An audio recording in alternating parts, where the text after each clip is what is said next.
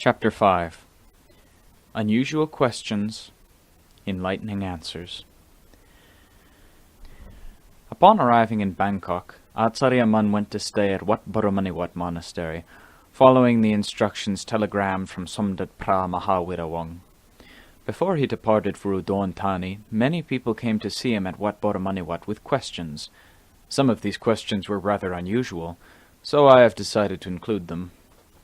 Question. I understand that you maintain only one rule instead of the full 227 monastic rules that all other monks keep. Is that true? Ācariya Mun. Yes, I maintain only the one rule. Question. Which one do you maintain? Ācariya Mun. My mind. Question.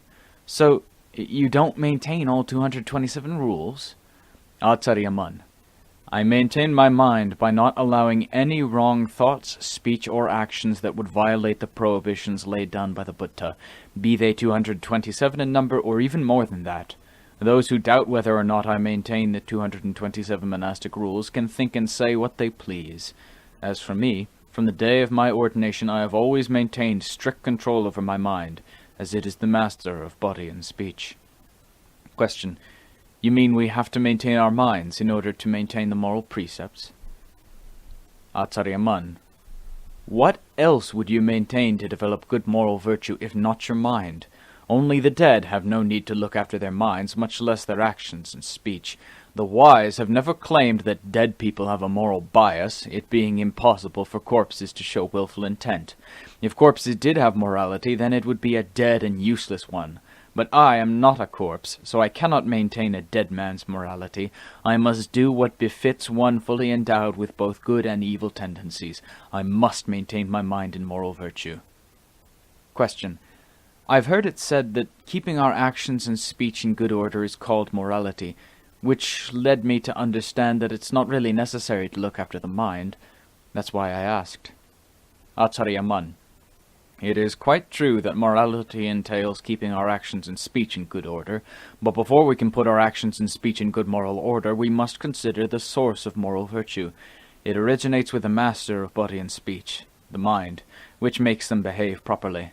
Once we have established that the mind is the determining factor, we must ascertain how it relates to action and speech so that they may stay in good moral order that is a source of comfort to us and others alike. It's not only moral virtue that the mind must deal with. The mind supervises the performance of every activity we engage in, making sure that it's done in a proper, orderly fashion to produce excellent results each time. Treating an illness requires diagnosing its cause, then devising an effective cure before it develops into a chronic condition. Taking care of morality requires the mind to be in effective control. Otherwise, the result will be a tarnished morality that's patchy and full of holes. Such splintered, inconsistent virtue is truly pitiful. It moves people to live an aimless existence and inevitably causes an adverse effect on the entire religion. Besides that, it's not a source of comfort to the person practicing it, nor is it admired by his peers. I've never done much studying. After I ordained, my teacher took me as a wandering monk into the mountains and forests. I learned Dhamma from the trees and grasses, the rivers and the streams, the cliffs and the caves. I learned it from the sounds of birds and wild animals, from the natural environment around me. I didn't study the scriptures long enough to become well versed in the teaching on moral virtue, and my answers to your questions tend to reflect that primitive education. I feel rather inadequate for my inability to provide answers that would be suitably eloquent for your edification. Question. What is the nature of morality, and what constitutes genuine moral virtue? Ācariya Mun. Being mindfully aware of our thoughts, knowing which things are appropriate to think about and which are not, taking care how we express ourselves by way of body, speech, and mind, controlling these three factors so that they remain within the confines of what is morally acceptable. By properly adhering to these conditions, we can be confident that the moral nature of our behavior is exemplary, and we are never unruly or offensive. Apart from such exemplary conduct in body, speech, and mind, it's difficult to say what genuine moral virtue is, since it's impossible to separate its practice from the person who maintains it. They are not distinct entities like a house and its owner, the house on one hand, the owner on another.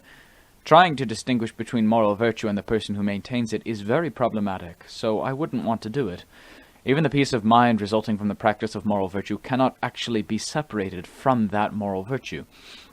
If morality could be isolated in this manner, it would probably have been on sale in the stores long ago. In such a case, people's moral virtue would probably become a lucrative target for thieves to steal and sell off to the highest bidder, leaving many people totally deprived. Like all other possessions, moral virtue would then become a source of anxiety. It would cause Buddhists to become weary of striving for it, and insecure about holding on to their acquisition. Consequently, the inability to know what precisely constitutes genuine moral virtue is a way to avoid the dangers arising from moral issues, thus allowing virtuous individuals a clever way to gain peace of mind. Being very wary of the inherent dangers, I have never thought of separating myself from the moral virtue that I practice.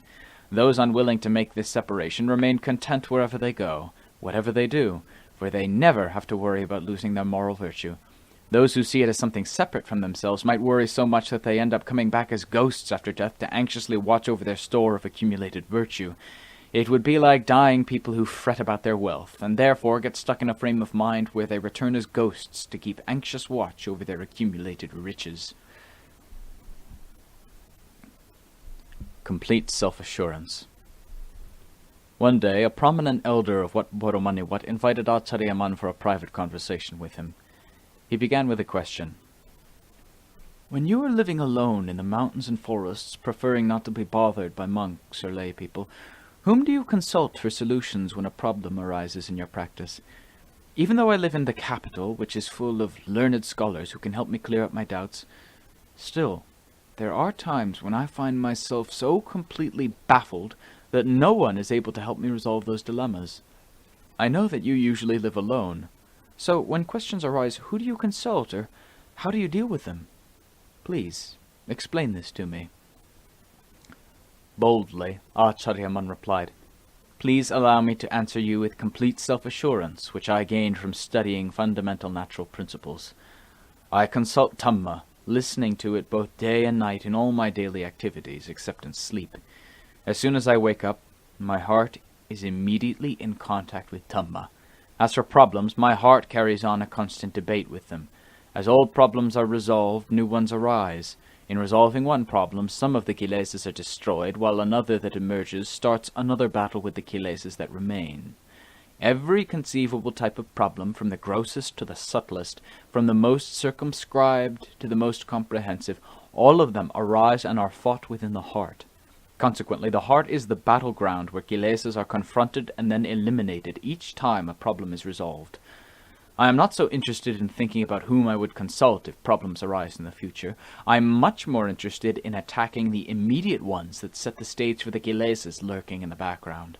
By demolishing them at every turn, I gradually eliminate the kilesas from my heart. So I do not concern myself with consulting other monks to help solve my problems and rid my kilesas, for it's much quicker to rely on the mindfulness and wisdom that arise continuously in my heart. Each time I'm faced with a problem, I am clearly conscious of the maxim attahi attano nato. Oneself is one's own refuge. So I use methods I devise from my own mindfulness and wisdom to immediately solve that problem.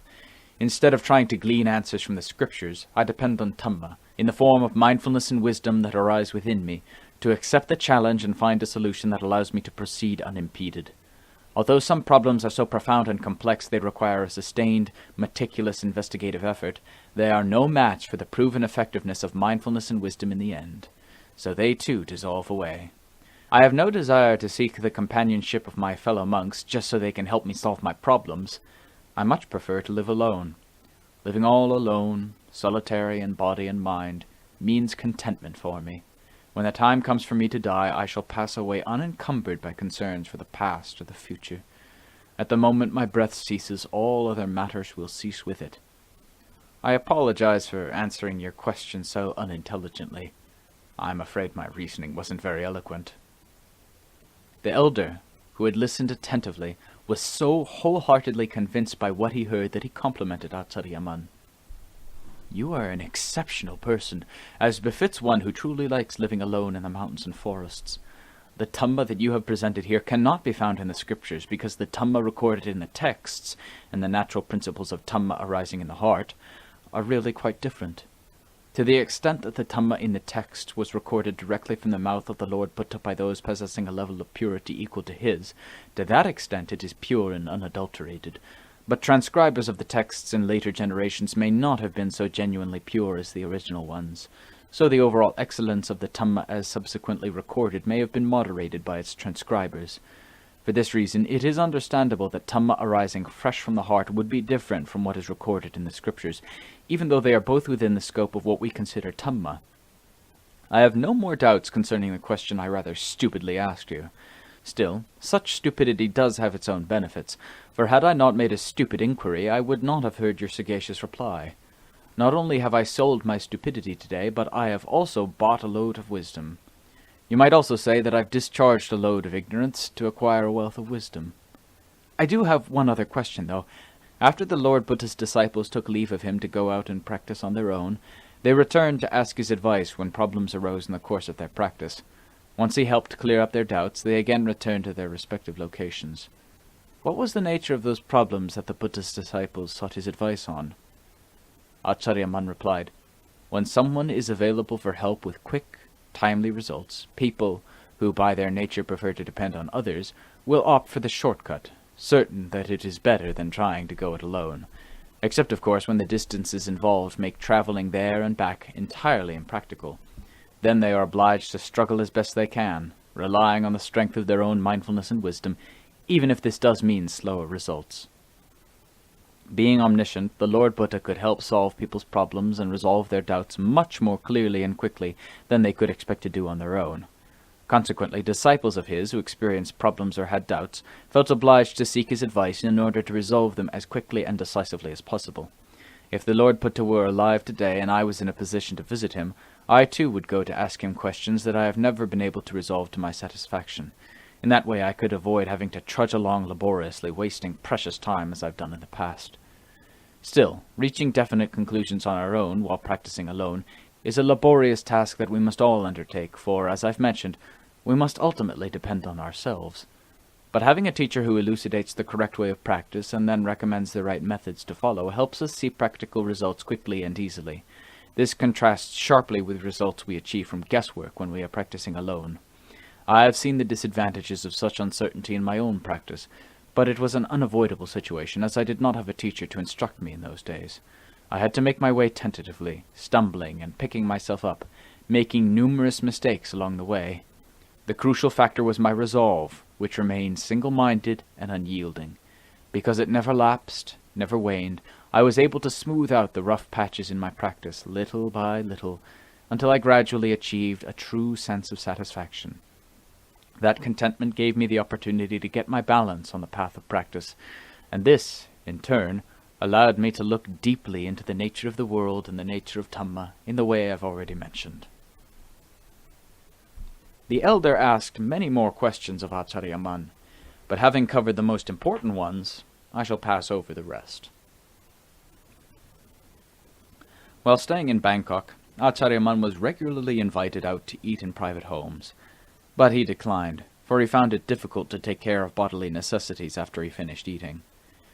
When he felt the time was appropriate, Ācariya Mun left Bangkok and headed for Korat, where he had been invited to stay by devotees in Nakono Ratchasima.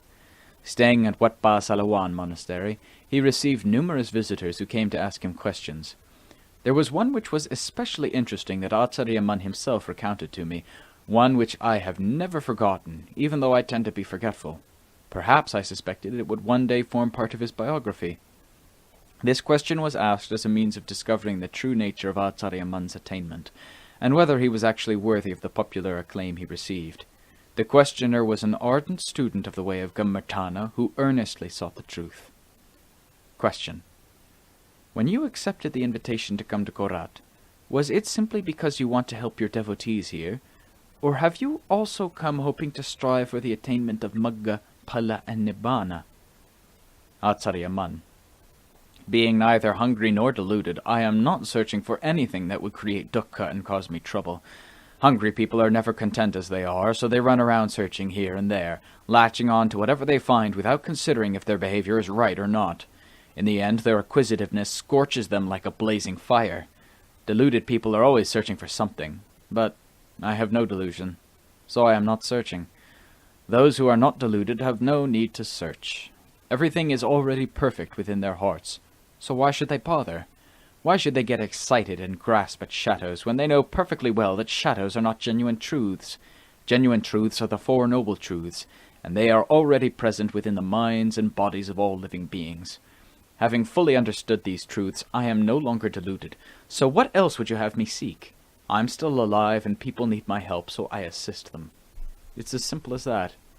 It's much easier to find precious stones than it is to find good people with Dhamma in their hearts. One virtuous person is more valuable than all the money in the world, because all that money cannot bring the world the kind of genuine peace and happiness that a beneficent person can.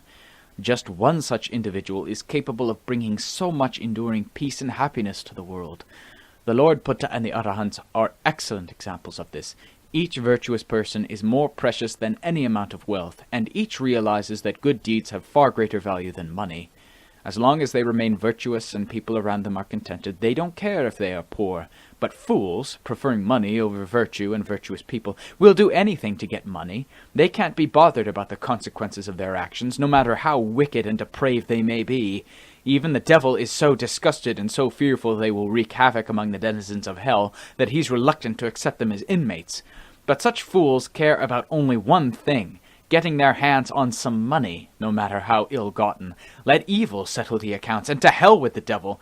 Virtuous people versus wicked people, material wealth versus the virtues of Dhamma, this is how they differ.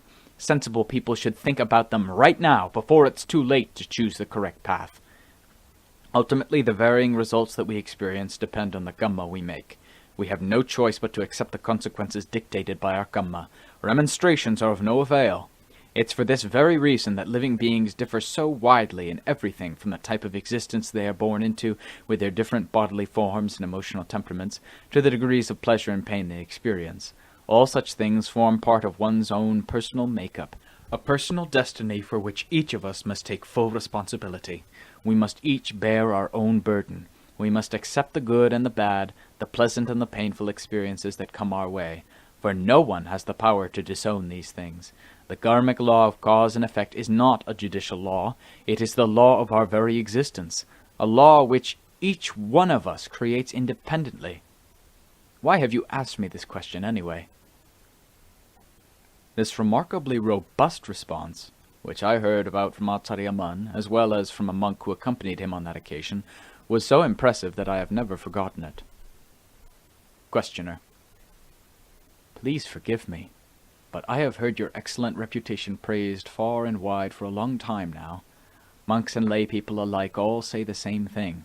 Ācariya Mun is no ordinary monk. I have longed to hear your Dhamma myself, so I asked you that question with this desire in mind. Unfortunately, the lack of discretion in the way I asked may have disturbed you somewhat. I've had a keen interest in practice for many years, and my heart has definitely become more and more peaceful throughout that time. I feel that my life has not been wasted, for I have been fortunate enough to encounter the Buddhasasana, and now have paid homage to a renowned teacher revered for his excellent practice and superb virtues. The clear, precise answer you gave me a moment ago exceeded my expectations. Today my doubts have been allayed, at least as far as is possible for one still burdened with kilesas. It's now up to me to carry on with my own practice as best I can. Ācariya Mun: The way you phrased your question prompted me to answer as I did, for in truth I am neither hungry nor deluded. What else would you have me search for? I had enough of hunger and delusion back in the days when I was still inexperienced in the way of practice. Back then, no one was aware of how I nearly died striving in the mountains and forests before I felt secure in my practice. It was only later, as people began to seek me out, that my fame started to spread. But I didn't hear anyone praising me at the time when I passed out unconscious 3 times and barely survived to tell about it. This renown came only long after the event. Now, everyone lauds my achievements. But what's the use in that? If you want to discover the superior qualities latent within yourself, then you must take the initiative and practice. It's no use waiting until you are dead and then invite monks to chant auspicious verses for your spiritual benefit. That's not what we call scratching the place that itches. Don't say I didn't warn you. If you want to get rid of that itch, you must hurry and immediately scratch the right place. That is, you must intensify your efforts to do good in order to get rid of your attachment and concern for all material things of this world. Possessions like wealth and property do not really belong to us. We lay claim to them in name only. In doing so, we overlook our true worth. The wealth we accumulate in this world can be used wisely to bring us some measure of happiness, but if we are very stupid, it can soon become a blazing fire that completely destroys us. The venerable individuals who transcended dukkha in ages past did so by accumulating virtuous qualities within themselves until they became an important source of refuge for all of us. Perhaps you think they had no cherished possessions in those days. Do you honestly believe that wealth and beauty are something unique to the present day and age? Is that why you're so immoderate and self-indulgent? Is our country so lacking in cemeteries to cremate or bury the dead that you figure you won't have to die? Is that why you're so rashly overconfident? You are constantly worried about what you will eat and how you will sleep and how to keep yourself entertained, as if the world were about to vanish at any moment and take everything with it. So you rush around scooping up such a mass of useless stuff that you can hardly lug it all around. Even animals don't indulge themselves to that extent, so you shouldn't assume that you are so much more exalted and clever than they are. Such blind ignorance will only make matters much worse. Should you fall on hard times in the future, who knows? You may find yourself even more destitute than the animals you disparage. You should start laying the groundwork for a proper understanding of this matter right now, while you are still in a position to do so. I must apologize for speaking so harshly, but it is necessary to use harsh language to persuade people to abandon evil and do good. When nobody is willing to accept the truth, this world of ours will see the sasana come to an end. Virtually everyone has done a certain amount of gross, evil karma in the past for which they must inevitably suffer the consequences. People who still do not understand this are unlikely to see their own faults enough to remedy the situation. Instead, they tend to fault the teaching for being too severe, and so the situation remains hopeless. At this point, the author would like to apologize to all you gentle readers for having been so presumptuous and indiscreet in what I've just written. My purpose was to preserve for posterity the way that Ācariya Mun taught Dhamma on certain occasions. I tried to present it in a manner that reflected his speech as accurately as possible. I wanted to record it for the sake of those wishing to contemplate the truth of his teaching. Being thus reluctant to reduce the forcefulness of his remarks, I tried to disregard any qualms I had and wrote precisely what he said. Wherever Ācariya Mun sojourned, people constantly came to see him about Dhamma questions. Unfortunately, I cannot recall all the questions and answers that have been recounted to me over the years by monks who were present on those occasions. I noted down and remember only those answers which especially impressed me. I have forgotten those that failed to make a strong impression, and now they are gone. After a suitable interval, Ācariya Mun left Nakhon Ratchasima to resume his journey to Udon Thani. When his train pulled into the station at Khon Gyan, a crowd of local people were waiting to invite him to break his journey there and stay in Khon Gyan for a while. Since he was unable to accept the invitation, his devotees in Khon Gyan were disappointed at missing the opportunity to meet with him. Finally arriving in Udon Thani, Ācariya Mun went to stay with Chau Kun Thamacheri at Wat Bodhisampon Monastery. People from the provinces of Nong Khai and Sakon Nakhon, as well as Udon Thani, were waiting there to pay their respects. From there he proceeded to Wat Non Niwet Monastery, where he remained for the rainy season retreat. Once a week on observance day, during the rains retreat that year, Chau Kun Thamacheri took a group of public officials and other lay supporters to hear Ācariya Mun's Dhamma talks in the evening. It was, of course, Chau Kun Thamacheri himself who had taken so much trouble to invite Ācariya Mun to return to Udon Thani. He had trekked through the thick forests of Chiang Mai to personally offer that auspicious invitation. All of us who met Ācariya Mun and heard his Dhamma after he arrived in Udon Thani owe Chau Kun Thamacheri a sincere debt of gratitude.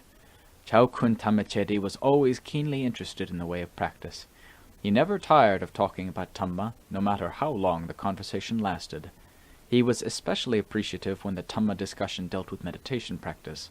He felt great respect and affection for Ācariya Mun. Therefore, he took a special interest in his well-being while he stayed in Udon Thani. constantly asking people who had seen Ācariya Mun recently how he was getting along. In addition, he always encouraged people to meet with Ācariya Mun and get to know him. He would even tirelessly escort those who did not dare go alone. His efforts in that respect were outstanding and truly admirable. During the dry season following the rains retreat, Ācariya Mun preferred to wander off into the countryside, seeking seclusion where he could practice the way of Dhamma in a manner most suitable to his character. He liked to stay in the vicinity of Ban Nong Nam Kem village, which was located about 7 miles from the town of Udon Thani. He lived for long periods in this area because it had pleasant forests that were conducive to meditation practice. His presence in Udon Thani during the rains retreat greatly benefited both the monks and the general public from the town and surrounding districts. As news of his arrival spread, monks and lay people from the area gradually began to converge on the monastery where he resided in order to practice with him and hear his Dhamma. Most of these people had been disciples of his from the time he lived in the area before going to Chiang Mai. Upon receiving word that he had returned, they were overjoyed at the prospect of seeing him again, offering him alms and hearing his advice. He was not very old yet, being only about 70 then. He was still able to get around without much trouble. By nature he tended to be quick and agile anyway, always ready to get up and move on, never staying too long in one place. He much preferred to wander with no specific destination, hiking through the mountains and forests, where life was peaceful and undisturbed. Past lives. In Udon Thani, just as they had in other places, the local people often came to Ācariya Mun with questions. While some of their questions were very similar to the ones that he had received many times before, the more unusual ones arose from the views and opinions of certain individuals. Among the more commonly asked questions were those dealing with past life associations of living beings who have developed virtuous qualities together over a period of many lives, and how such inherent character traits have continuity in their present lives. Other questions dealt with the past life associations of husbands and wives who had lived together happily for many lifetimes. Ācariya Mun said that people had more doubts about these questions than any others. As for the first question, Ācariya Mun did not specify the exact nature of what he was asked. He merely mentioned the question of past life associations in a general way and gave this explanation. Things like this must originate with the establishment of volitional intent, for that determines the way the lives of specific individuals become interrelated. The second question was more specific. How is it possible to determine whether the love between a man and a woman has been preordained by previous association in lives past? How can we distinguish between a loving relationship based on past life connections and one which is not? Ācariya Mun replied, "It is very difficult to know with any certainty whether or not our love for this person, or our relationship with that person, has its roots in a mutual affinity developed over many lifetimes. For the most part, people fall in love and get married rather blindly. Feeling hungry, a person's tendency is to just reach out and grab some food to satisfy that hunger. They will eat whatever is available as long as it is sufficient for their day-to-day needs. The same can be applied to past life associations as well. Although such relationships are a common feature of life in this world, it is not at all easy to find genuine cases of people who fall in love and get married simply due to a long-standing past life association. The problem is, the kilesas that cause people to fall in love don't spare anyone's blushes, and they certainly don't wait patiently to give past life affinities a chance to have a say in the matter first. All the kilesas ask is that there be someone of the opposite sex who suits their fancy. That's enough for passion to arise and impulsively grab a hold. Those kilesas that cause people to fall in love can turn ordinary people into fighters who will battle desperately to the bitter end without respect for modesty or moderation, no matter what the consequences might be. Even if they see they have made a mistake, they will still refuse to admit defeat. Even the prospect of death cannot make them abandon their fighting style. This is what the kilesas that cause people to fall in love are all about. Displaying themselves conspicuously in people's hearts, they are extremely difficult to control. Anyone who wants to be a reasonable, responsible person should avoid giving these kilesas their head, never permitting them to charge on ahead unchecked. So you must exercise enough self-control to ensure that even if you know nothing about your past life associations, you will still have an effective means of reigning in your heart, a means of avoiding being dragged through the mire and down a steep, dark precipice. Unless you are an accomplished meditator with an aptitude for perceiving various types of phenomena, you will find it very difficult to access knowledge about your past lives. Whatever the case, you must always have enough presence of mind to maintain proper self-control. Don't let those offensive kilesas burst their banks, pouring out like floodwaters with no levee to contain them. Thus you will be able to avoid sinking deep into the great quagmire of unbridled love. Questioner: what should a husband and wife, who have lived together happily in this life, and wish to remain together in the next life, do to ensure that they'll be reborn together in the future? Is it enough that they both hold the same desire for meeting again in future lives? Ācariya Mun: that desire merely creates the prospect of achieving one's intended objective. But if that desire is not accompanied by concrete action, it will not bring the expected results. Take the example of someone who desires to be rich. If that person is too lazy to go out and earn his wealth, then there is no way he'll ever be rich. To stand any chance of success, an intention must be supported by a concerted effort toward reaching that goal. It's the same with a husband and wife who wish to maintain their loving relationship, living together happily in each successive life. To avoid being separated, their viewpoints must be analogous, and they must remain faithful to each other. They must refrain from taking advantage of each other, because this destroys their mutual trust and leads to dissatisfaction.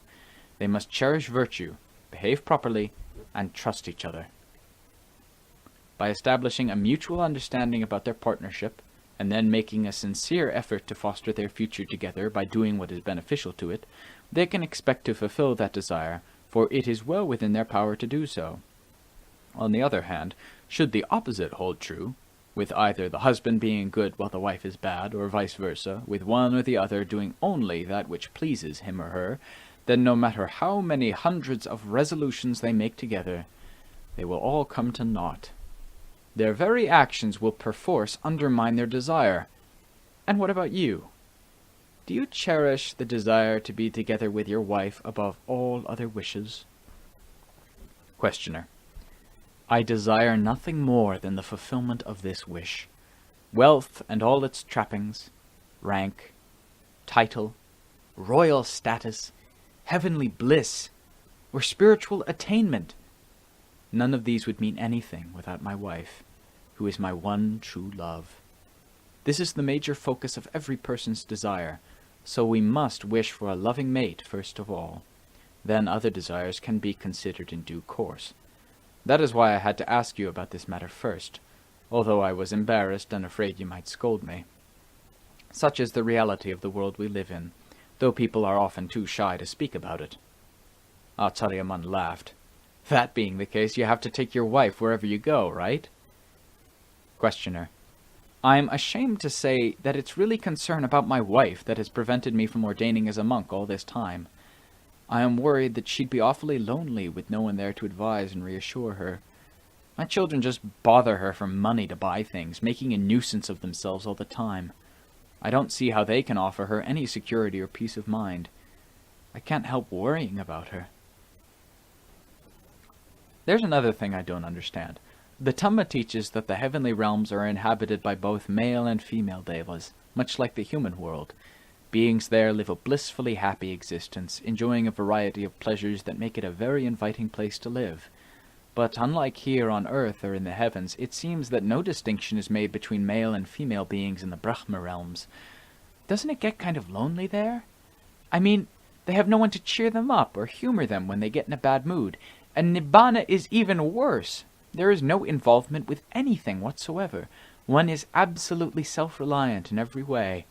Without the need to depend on anyone or anything for help, there is no need for one to become involved with others in any way. One is truly independent. But how can one possibly take pride in anything there? Ordinarily, someone reaching an exalted state like Nibbana should expect to be honored and praised by the other beings who live there. At least in the world, a prosperous person who has wealth and social status receives praise and admiration from his fellow human beings. But those going to Nibbana find only silence. There's no question of receiving praise and admiration from their peers. Which makes me wonder how such total silence can truly be a state of happiness. Please forgive me for asking such a crazy, unorthodox question, but Unless I find out from someone who really knows the answer, this dilemma will continue to trouble me to no end. Ācariya Mun. The heavenly realms, the Brahma realms, and Nibbana are not reserved for skeptics like you. They're reserved for those who can realize their own true inner worth. Only such people realize the value of the heavenly realms, the Brahma realms, and Nibbana, because they understand that the value of each successive realm increases relative to the virtuous qualities inherent in those who would attain them. Somebody like you can hardly dream of attaining such states. Even if you wanted to, you wouldn't be able to go as long as your wife was still around. Were she to die, you would still be unable to stop yearning for her long enough to start wishing for a heavenly existence. The way you feel, even the exalted Brahma realms and Nibbana cannot compare with your wife, since those states cannot take care of you like she can. Thus you don't want to go, because you are afraid that you will lose the one who takes care of all your needs. Ācariya Mun and his questioner both laughed heartily. Then Ācariya Mun continued, Even the kinds of happiness we experience here in the human world vary widely according to individual preferences.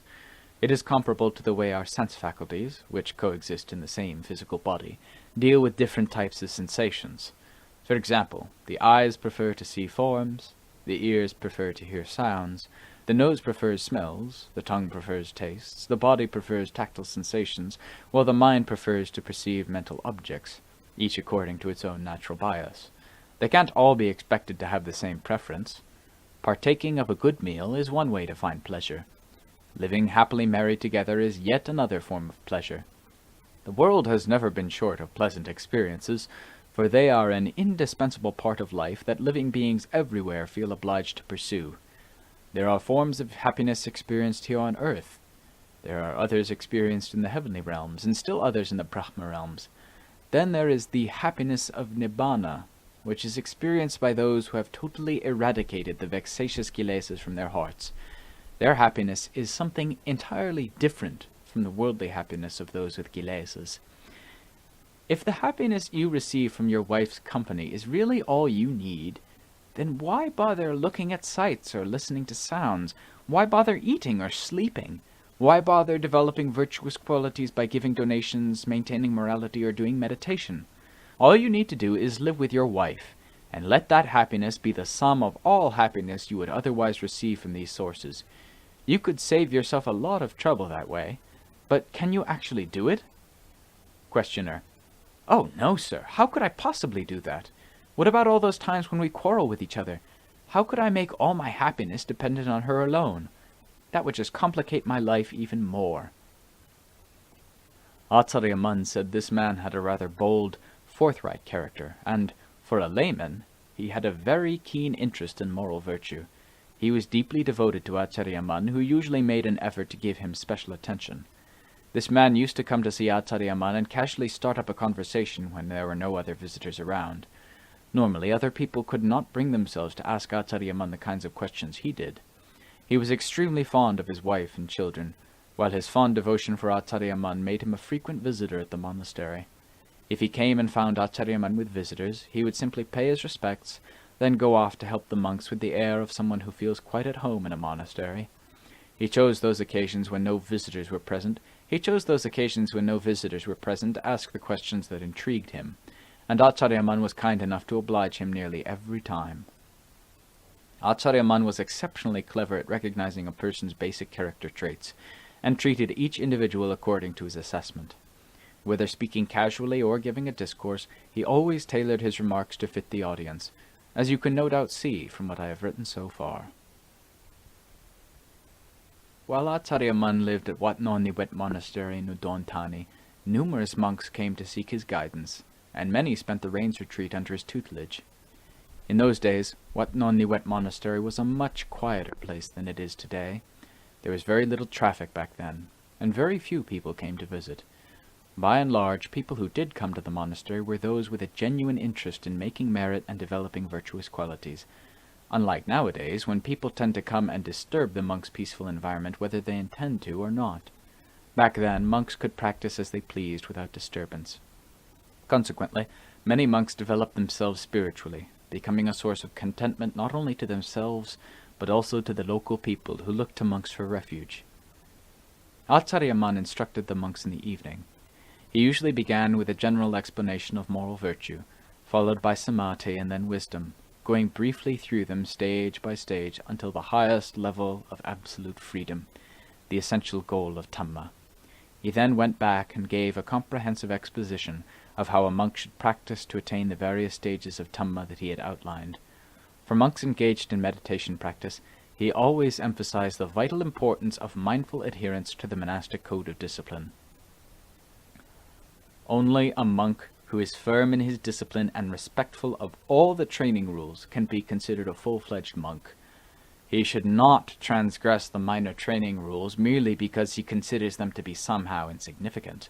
Such negligence indicates someone who feels no shame about immoral behavior, and it may eventually lead to more serious transgressions. A monk must strictly adhere to the monastic code of discipline to make sure that his moral behavior is not punctuated with unsightly blemishes or gaps. In that way, he feels comfortable and confident living among his peers. He need never be concerned that his teacher or his fellow monks will be critical or reproachful. For the inner monk in your heart to reach perfection, starting from Sotapanna and progressing to Arahant, you must be steady and relentless in your effort to attain each successive level of both samadhi and wisdom. If you persevere in this manner, these faculties will arise and continue to develop until they are able to scrub clean that filthy mess of defilements in your heart. A monk's conduct and speech should be absolutely above reproach. His citta should be absolutely superb by virtue of the Dhamma qualities that he develops step by step. Samadhi, Panya, Vimutti, and Vimutti Jnana Dasana. A monk should never be dreary or sad. He should never appear undignified, shunning his fellows because a guilty conscience is eating away inside him, troubling his heart. This is contrary to the way of the Lord Buddha, whose splendid internal conduct and external behavior were irreproachable. Following in his footsteps, a monk must muster the resolute courage to abandon all evil and do only good. He must be a man of integrity who is honest with himself and his peers, while being faithful to the Dhamma and the discipline. He will thus be supported by his exemplary practice everywhere he goes. The brightness of his mindfulness and wisdom will light the way, as his heart will be suffused with the taste of Dhamma. He will never find himself trapped in a state of delusion with no means of escape. Such are the characteristics inherent in a true disciple of the Lord Buddha. Study them carefully and take them to heart. Adhere closely to them as the basis for a bright, trouble-free future, when you can claim them as your own valuable personal possessions. This was how Ācariya Mun usually instructed practicing monks. Monks who had doubts or questions about their practice could consult individually with Ācariya Mun during the day when the time did not conflict with his daily routine. His daily life had a regular pattern that he tended to follow without fail wherever he stayed. Rising from his meditation seat early in the morning, he walked meditation outside his hut until it was time to go on alms round. After collecting alms food in the village and eating his morning meal, he again walked meditation until noon, and then took a short rest. Once rested, he sat in meditation for a while before continuing his walking meditation until 4 p.m. At 4, he swept the open areas around his residence. When he finished, he bathed, and again practiced walking meditation for many hours. Upon leaving his meditation track, he entered his hut to do several hours of chanting. Following that, he again sat in meditation late into the night. Normally, he slept no more than 4 hours a night. On special occasions, he went entirely without sleep, sitting in meditation until dawn. When he was young, he displayed a diligence in his practice that none of his contemporaries could match. Even in old age, he maintained his characteristic diligence, although he did relax a bit due to his strength, which declined with each passing day. But he differed significantly from the rest of us in that his mind showed no signs of weakness even as his health gradually deteriorated. Such was the life of a great man who set a perfect example for us all. He never neglected his personal responsibilities, nor did he relax the relentless effort which had been such an important source of strength, spurring him on to that gratifying victory deep in the mountains of Chiang Mai, as we have seen. As human beings, we all possess attributes that should allow us to duplicate Ācariya Mun's achievement. In actual practice, those able to achieve the kind of unqualified success that he did are far and few between. Despite the fact that the world is now grossly overpopulated, very few people indeed will see their hopes fulfilled by attaining this exalted goal. In the present age, such an attainment is very rare. The outstanding difference between someone like Ācariya Mun and the rest of us is the degree of diligence and determination he applied to the pursuit of knowledge and understanding, an effort firmly grounded in the four itthipada, chanda, virya, citta, and vimamsa. And when the causes are so different, the results are bound to be radically different as well, so much so that it's almost unbelievable how varied they can be from one person to the next. But the good and bad results that people receive from their actions are evident everywhere in the world around us, and they cannot be denied. We must acknowledge the obvious, that a mixture of goodness and evil, happiness and suffering, arises in each and every one of us. There is no way we can divest ourselves of them. Among modern-day Acharyas, Ācariya Mun's life story is splendidly unique. A rich story, it flowers and bears fruit from beginning to end.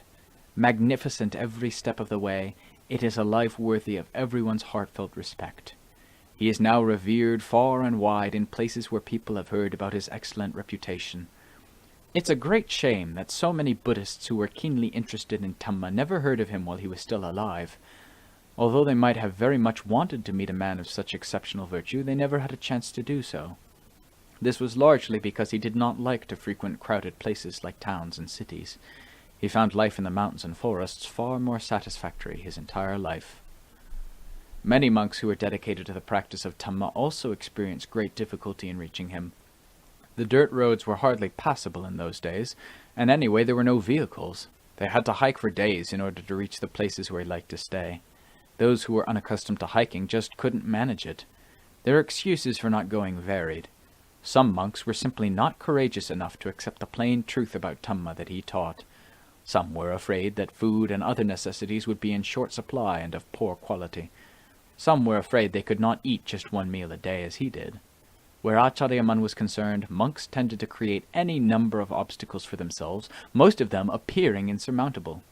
Although their aspirations were sincere, such concerns amounted to self-imposed barriers that prevented them from gaining the benefit of their good intentions. In the end, they realized the kind of monk he really was only long after he had passed away and they heard the story of his life. He epitomized the sasana which has preserved Magga and Phala from Lord Buddha's initial attainment down through the countless number of arahants who have maintained Magga and Phala to this day. The essence of the sasana has been transmitted by means of Supatipanno, Ujju, Nyaya, Samichi Patipanno, Savaka Sangho, as practiced by all those who have attained Magga, Phala, and Nibbana. They are like a vast stream of the great deathless ocean of Nibbana, shimmering forth from the pristine nature of those who have practiced to perfection what the Buddha taught. Ācariya Mun was one of the arahants of this present age. He passed away not so long ago, on November 10, 1949, about 20 years ago. The story of his passing away will be described later when we reach the final chapter of his life. In any case, physical death has existed since time immemorial, and will continue to exist as long as some form of conventional reality still remains. What arises must pass away. What remains unconditionally is the prodigious wonder of the Lord Buddha's infinite compassion, wisdom, and absolute freedom, all of which are enshrined in the sasana. Such intrinsic qualities being exactly the same, Ācariya Mun's unqualified compassion, wisdom, and absolute freedom remain unchanged in the same way as those of the Lord Buddha. For us, it is essential that we faithfully practice the way laid down by the Buddha. The degree of success we have will depend on the amount of time and effort we put into the practice. This is something we should all take an interest in while we are still alive. Without making an effort to practice, no results can be achieved, and the opportunity will be irrevocably lost. One of the answers that Ācariya Mun gave to the people of Nakhon Ratchasima especially caught my attention. Here is a summary of what he said. Don't think and act as if you, your family and friends, and the society you live in will never have to face the cemetery. Otherwise, when death comes, as it does to everyone in the world, you will find yourself hopelessly unprepared, and so risk sinking into the kind of unfavorable state no one would wish for. Whatever you think, say, or do should be accompanied by some recollection of the cemetery, which symbolizes death, for cemeteries and Kamma go hand in hand. Reflection on death will encourage reflection on Kamma, which in turn will cause you to reflect back on yourself. Don't get cocky thinking you're so smart, when in truth you are always at the mercy of Kamma. Such arrogance will merely lead you to your own misfortune. You should never take the attitude that you are smarter than the Buddha, that great all-knowing teacher who, unlike people with kilesas who feel very cocky, never relied on conjecture. In the end, such people become trapped in the bad Kamma that their own arrogant assumptions have created for them. Such straight talk can be quite startling in its effect, inducing the listener to submit wholeheartedly to the truth about Kamma. It cuts through all the self-importance that causes us to overlook our true place in this world. I have revisited the subject of Kamma here, for I feel that what I previously wrote on the subject is inadequate, since it failed to capture the full impact of what Ācariya Mun taught. This oversight has just come to my attention, which shows just how unreliable our memories are. In fact, they easily mislead us, blocking the truth from view, so please forgive me for going over the same material again from time to time. Ācariya Mun had the knowledge and the ability to confer Dhamma excellence on his monk disciples. As a result, many of them developed into veritable Bodhi trees in their own right. This type of Bodhi tree is extremely difficult to plant and nurture to maturity, for it tends to be surrounded by hazards. Many disciples of his who became senior Acharyas are still alive today. Some of them I have already mentioned by name. Ācariya Mun's senior disciples include such well-known Acharyas as Ācariya Singh and Ācariya Mahapin from Ubon Ratchathani, Ācariya Tet from Thabo and Nong Khai, Ācariya Phun from Sakon Nakhon, Ācariya Kao of Wat Tham Glong Pen in Udon Thani, Ācariya Prom from Dong Yen village of Nong Khan district in Udon Thani, Ācariya Li of Wat Asokaram in Samut Prakan, Ācariya Chob and Ācariya Lui from Lue province, Ācariya Sim and Ācariya Te from Chiang Mai, and Ācariya Kongma from Sakon Nakhon. There are still many others whose names I cannot recall. Each of these Acharyas possesses certain exceptional qualities setting him apart from the rest. Each is outstanding in his own distinct way, and all are worthy of the highest respect. Some being quite famous, they are well known to monks and lay people across the country. Some, by nature, prefer to live in quiet seclusion. There are senior disciples of Ācariya Mun possessing exceptionally virtuous qualities who remain virtually unknown because they naturally prefer to live in anonymity. More than any other teacher in the northeast region of Thailand, Ācariya Mun was able to firmly establish monks in Bodhi Dhamma. Bodhi means wisdom. The Bodhi of the Lord Buddha is called enlightenment, but in the case of these Acharyas, I would prefer to simply call it Bodhi Dhamma, as befits their humble status and the forest tradition to which they belong. Establishing a monk in Bodhi Dhamma is very similar to raising a child. First, the monk is taught how to develop a firm basis in moral discipline. Then he's taught how to use that moral excellence as a basis for his meditation practice, focusing inward to develop sufficient knowledge and understanding that will allow him to safely look after himself.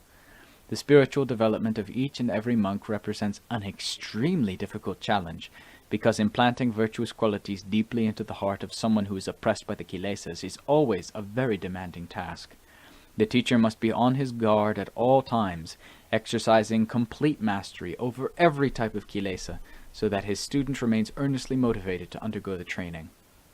Persistent practice under a good teacher allows the student a chance to bring his own character into harmony with Dhamma, and so steadily grow in confidence and determination. On our own, we all suffer from kilesas. Everyone coming to train under a teacher is equally full of kilesas, so it is difficult for them to find the strength necessary to drag one another to safety. I believe the most difficult task any human being can undertake is that of trying to transform an ordinary monk into a monk who's truly worthy of the highest respect.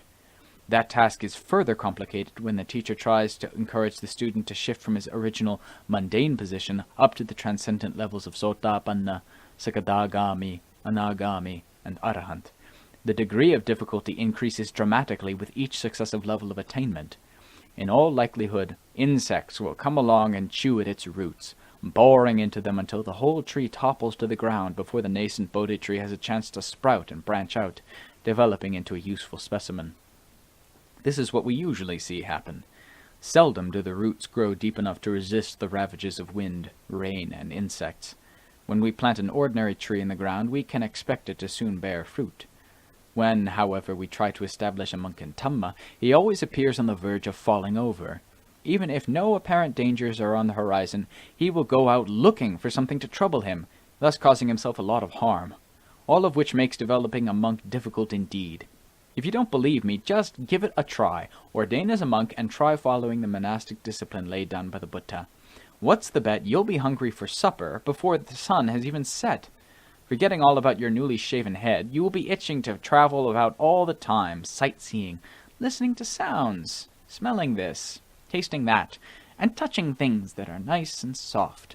Morning, noon, and evening, never will there be enough to satisfy your appetite. Soon you'll forget all about your status as a monk.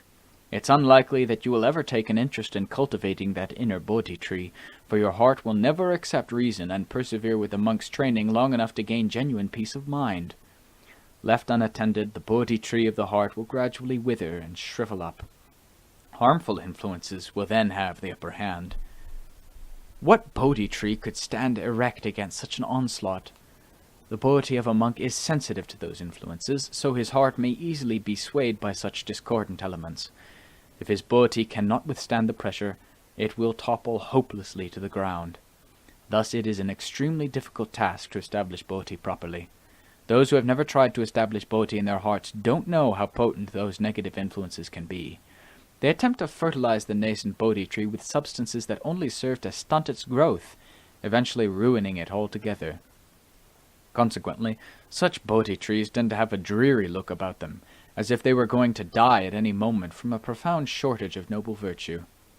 I have experience in planting such Bodhi trees and looking after them, and due to a lack of sound judgment I've had my share of disappointments, so I am well aware of how difficult they are to establish and take care of.